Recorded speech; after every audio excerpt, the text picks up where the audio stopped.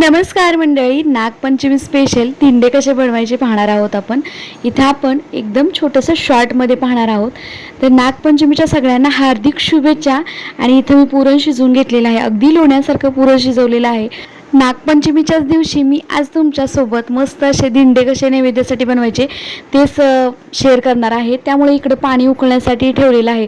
अगदी short video आहे, त्यामुळे मी इथं दाखवते तुम्हाला. इकडं चाळणी घेतलेली आहे आणि पुरणसुद्धा शिजवून घेतलेलं आहे. या चाळणीला आपण व्यवस्थित असं तेल लावून घ्यायचं आहे. आता इथं भिजवलेल्या कणकेचा एक छोटासा गोळा काढून घेतला. इथं आपण जी पोळ्यासाठी कणिक भिजवतो त्यातला एक छोटासा गोळा काढून घेतला. याला लाटून घेऊया आणि मस्त असे दिंडे बनवूया.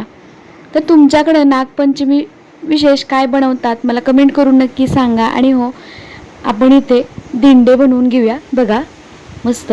तर तयार करून घेतलेलं पुरण जे आहे ते आपण या लाटून घेतलेल्या पारीवरती भरायचं आणि बघा व्हिडिओमध्ये दाखवल्या पद्धतीने मस्त असे दिंडे तयार करायचे.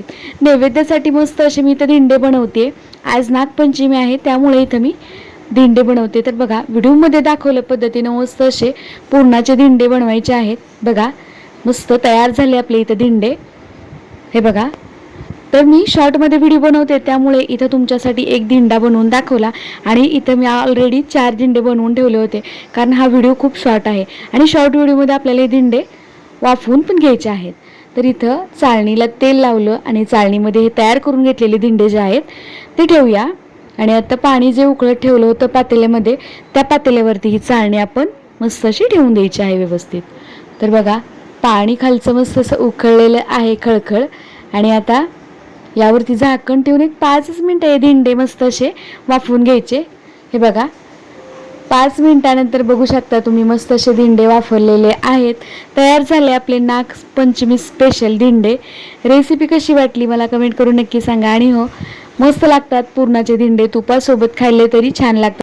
5 मिनिटामध्ये आपल्या इथं नैवेद्याचे दिंडे वाफून तयार झालेले आहेत. तुमच्याकडे कशा पद्धतीने दिंडे बनवतात ते मला कमेंट करून नक्की सांगा. आणि हो, ही दिंड्याची रेसिपी तुम्हाला कशी वाटली ते सुद्धा मला कमेंट करून नक्की सांगा.